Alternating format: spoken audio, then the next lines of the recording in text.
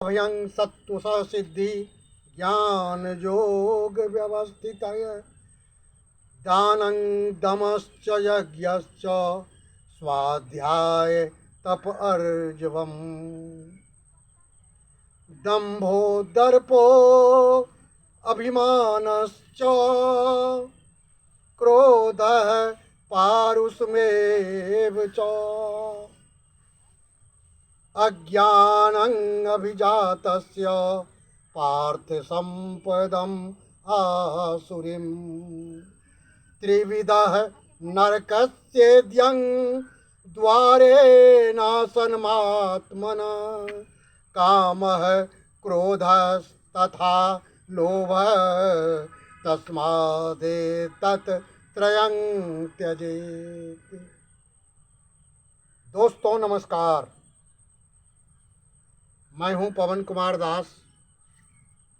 आज मैं आप लोगों के समक्ष गीता के 16वें अध्याय का वर्णन करने आया हूं। मैंने बारी बारी से सभी अध्यायों का वर्णन कुछ शब्दों में पहले से करता रहा हूं। 2-4 श्लोक दे करके मैं सभी के समक्ष प्रस्तुत करता चला रहा हूं, क्योंकि यह तो वीडियो है, इसमें 2-4-5 मिनट बहुत ज़्यादा हो जाता है। अगर सारे अध्यायों का अध्ययन मैं एक साथ उसका वर्णन करने लगूं तो यह संभव नहीं है। इसीलिए एक एक करके 2-4 श्लोक दे करके मैं आज 16वां अध्याय का जो है विस्तृत वर्णन कर रहा हूं, जिसमें दैवी कृपा या दैवी प्रकृति कहें या दैवी स्वभाव का वर्णन है। साथियों, इससे पहले मैं सभी दर्शकों से आग्रह करूंगा कि मेरे इस वीडियो को शुरू से अंत तक देखें, ताकि सब कुछ समझ में आ जाए, और ज़्यादा से ज़्यादा लाइक करें, सब्सक्राइब करें तथा बेल आइकन को दबाएं। साथियों, भगवान ने कहा है अर्जुन से, भगवानोवाच अभयं सत्व संसिद्धि ज्ञान यज्ञ व्यवस्थित अभयं सत्व सिद्धि ज्ञान योग व्यवस्थिति दानम दमश्च यज्ञश्च स्वाध्याय तप अर्जवम। अर्थात भगवान कहते हैं कि अभयं, अभय जो निर्भय हो, सत्व संसिद्धि जिसका अस्तित्व शुद्ध हो, ज्ञान, ज्ञानं यानी जिसके पास ज्ञान हो, योग जो योग हो, योग करता हो, योगी हो, व्यवस्थितम जो व्यवस्थित हो, दानं दमश्च दान करना, दमश्च का मतलब अपने मन को निग्रह करना, दमश्च यज्ञश्च यज्ञ करना, स्वाध्याय जो वेद तथा शास्त्रों का अध्ययन करे, तपः जो तपस्या करे, तथा अर्जवम जो सरल स्वभाव का हो, जिसके स्वभाव में सरलता हो। इन सभी गुणों से जो युक्त है वही दैवी प्रकृति तथा दैवी स्वभाव का माना गया है। उसी के ऊपर दैवी की कृपा है और वो दिव्य शक्ति से जो है परिपूर्ण है। अतः भगवान यही कहते हैं कि मनुष्य को जितने भी हैं इन सारी शक्तियों से जो है अभिभूत होना चाहिए, जिससे कि उसे जो है भवबंधन से मुक्ति मिले और उसे मोक्ष धाम को प्राप्त हो। इन्हीं गुणों के कारण यह दैवी शक्ति और दैवी कृपा जो है उन पर निर्भर करता है, जो इन सारे गुणों का माने इन सारे गुणों को रखता है। कहने का तात्पर्य है कि वेद में सामाजिक व्यवस्था के लिए, लोगों की व्यवस्था के लिए, लोगों के कल्याण के लिए एक आश्रम का निर्माण किया गया,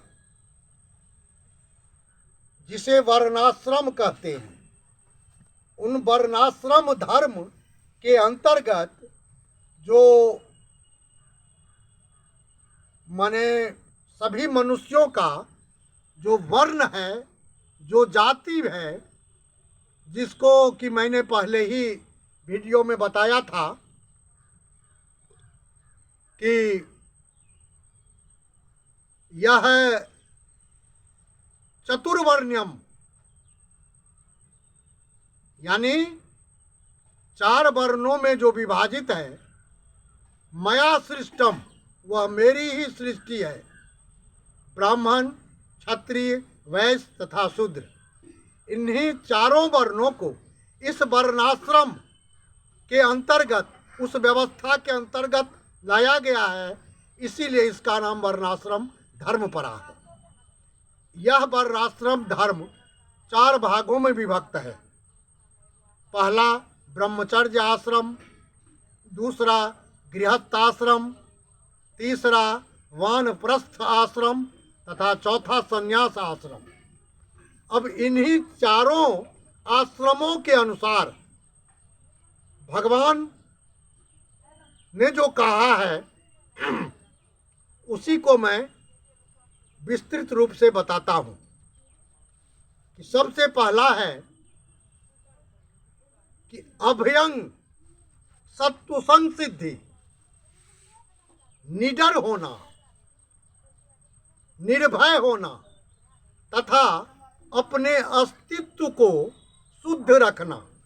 सत्व संसिद्धि, अपने अस्तित्व को शुद्ध रखना, ज्ञान प्राप्त करना तथा योग करना, ये सारे के सारे लक्षण जो हैं संन्यास आश्रम के लिए दिया गया है।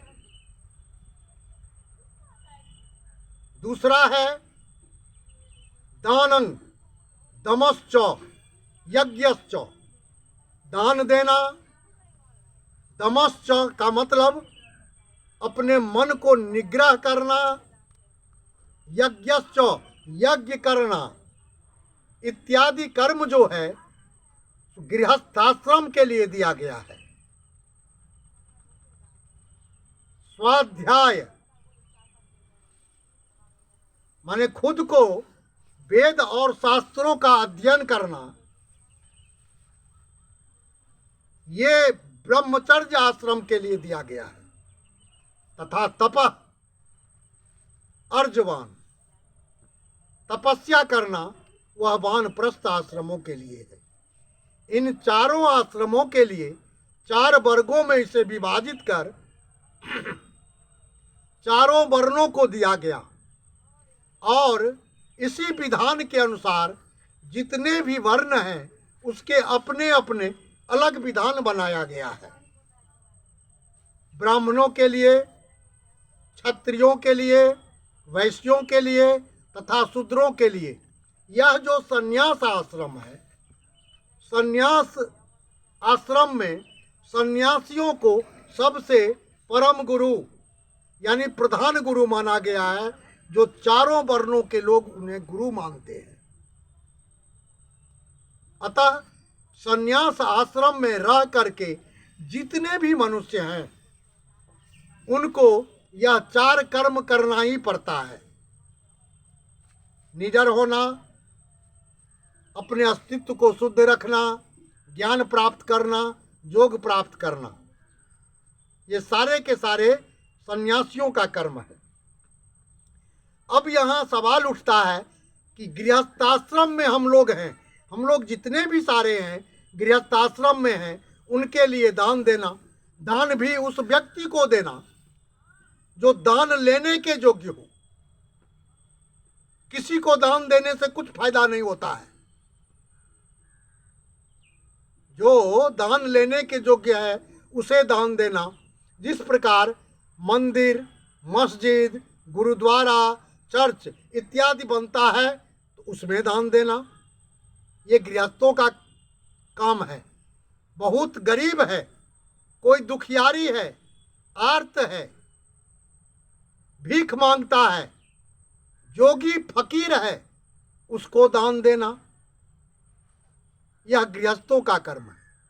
लेकिन भगवान इनके लिए भी यह नियम बनाया है कि जैसे किसी आदमी का उम्र 100 वर्ष होता है तो उसमें से 25 वर्ष वो ब्रह्मचर्य में बिताए, 25 वर्ष वो गृहस्थाश्रम में बिताए, 25 वर्ष वो वर्णाश्रम में बिताए, यानी कि वानप्रस्थ में बिताए, तथा जीवन के अंतिम 25 वर्ष संन्यास आश्रम के लिए बिताए। यह गृहस्थाश्रम में रह करके भी ये किया जा सकता है, ऐसा ही करना चाहिए। यह प्रभु का आदेश है, यानी ये वेदों का आदेश है।